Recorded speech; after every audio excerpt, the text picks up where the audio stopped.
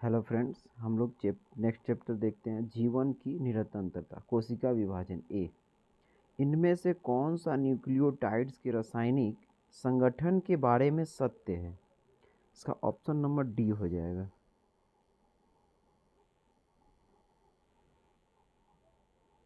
इसका option D हो जाएगा दोस्तों। नेक्स्ट हम लोग देख लेते हैं नेक्स्ट क्वेश्चन क्या है।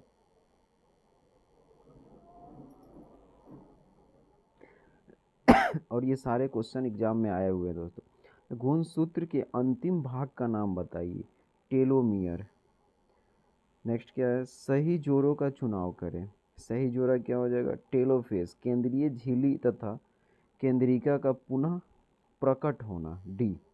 Option D. नेक्स्ट देखते हैं हम लोग।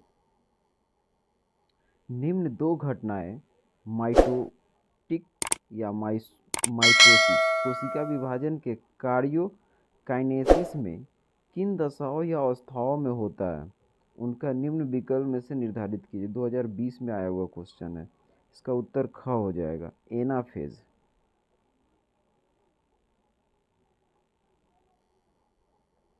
नेक्स्ट देख लेते हैं दोस्तों।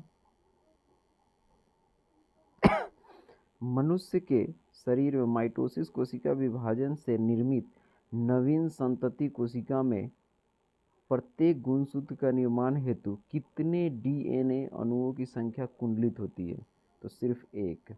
नेक्स्ट, मायोसिस संबंधी निम्न में से कौन सा कथन सत्य है, ज्ञात करें। इसका आंसर ग हो जाएगा। यह कोशिका विभिन्नताओं वाली है, हैप्लॉयड गैमेट का निर्माण करती है। नेक्स्ट हम लोग देखते हैं। माइटोसिस कोशिका विभाजन के किस स्तर में केंद्र कला यानी केंद्रक झिल्ली तथा न्यूक्लियस लुप्त हो जाता है? प्रोफेज। नेक्स्ट, इनमें से कौन डीएनए का संरचनात्मक अवयव नहीं है? यूरेसिल क्षार। नेक्स्ट देख लेते हैं हम लोग।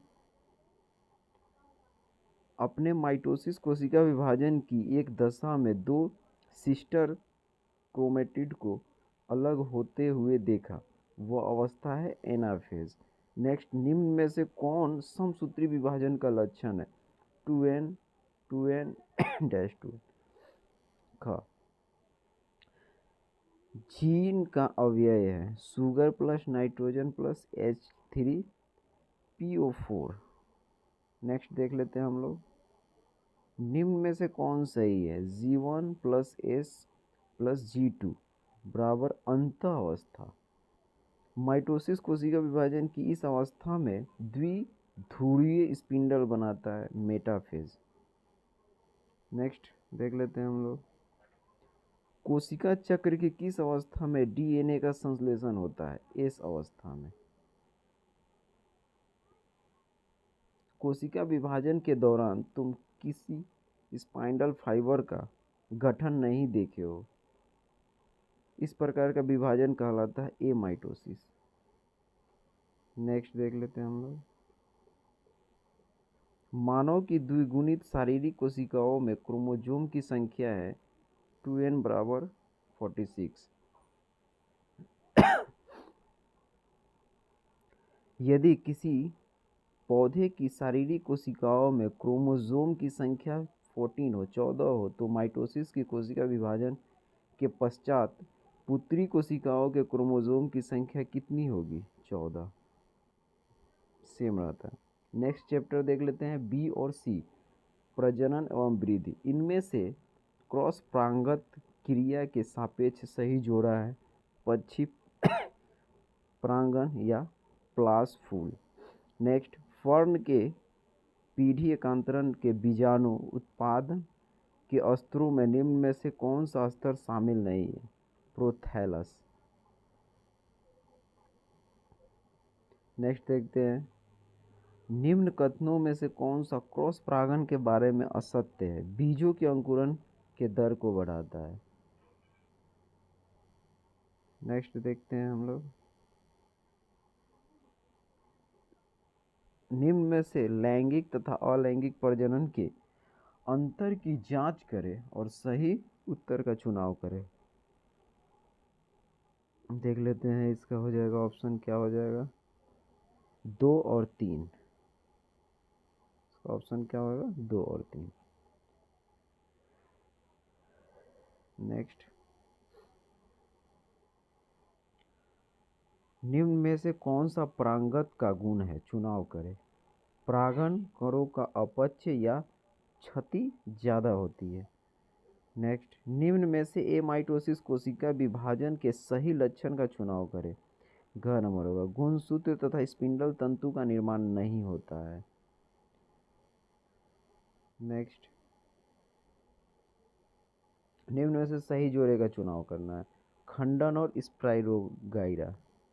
नेक्स्ट, लैंगिक जनन के संपर्क में नीचे दिए हुए कथनों में कौन सा सही है। क नंबर हो जाएगा, लैंगिक जनन में हैप्लॉयड युग्मक का निर्माण आवश्यक है। नेक्स्ट,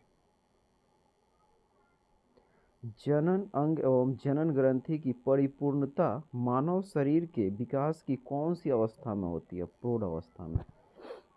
निम्नलिखित में से कौन जोड़ा सही है, मुकुलन ईस्ट। निम्न में से किसमें मूल कलिका द्वारा प्रजनन होता है, शकरकंद। नेक्स्ट देखते हैं हम लोग, कलम काटने नामक वर्धी प्रजनन में कौन सा पादप अंग काटा जाता है, तना। लैंगिक तथा अलैंगिक दोनों प्रकार का प्रजनन होता है हाइड्रा में। अमीबा में अलैंगिक प्रजनन की क्रिया होती है द्विविखंडन। नेक्स्ट हम लोग देखते हैं, बाह्य निषेचन होता है मेढक में। निषेचन की क्रिया होती है लैंगिक प्रजनन में। ईस्ट में प्रजनन की विधि है कलिका। ईस्ट और हाइड्रा में प्रजनन की विधि है कलिका द्वारा। नेक्स्ट हम लोग, यौनावस्था है 10 से 19 वर्ष। निम्नलिखित में से कौन मनुष्य के विकास की परिपक्वावस्था का लक्षण है, विपरीत लिंग की ओर आकर्षित। मानव विकास की अवस्थाओं की संख्या है 5। गन्ने का पौधा उदाहरण है कृत्रिम कायिक प्रवर्धन का। आम के पौधे में होता है कीट परागण। नेक्स्ट देखते हैं हम लोग, बोलने की क्षमता का प्रारंभ मानव विकास की किस अवस्था में होता है, शिशु अवस्था में। सामान्य पिता एवं वर्णदता वाहक माता की कन्या संतान में वर्णदता की होने की संभावना है 0%। वर्णदता मतलब होता है दोस्तों कलर नहीं पहचान करना, जैसे कि लाल और हरा खास करके वो लोग को पहचान नहीं आता है, उसको वर्णदता बोलते हैं। किसी पादप को कम समय में प्रजनन के लिए जिसके बीज की सुसुप्तावस्था अधिक है, तुम किस प्रक्रिया को अपनाओगे, माइक्रोप्रोगेशन।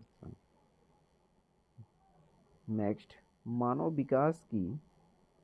मानव विकास का वह चरण जब याददाश्त या दृष्टि सामान्य कमजोर होने लगती है कहलाता है वृद्धावस्था।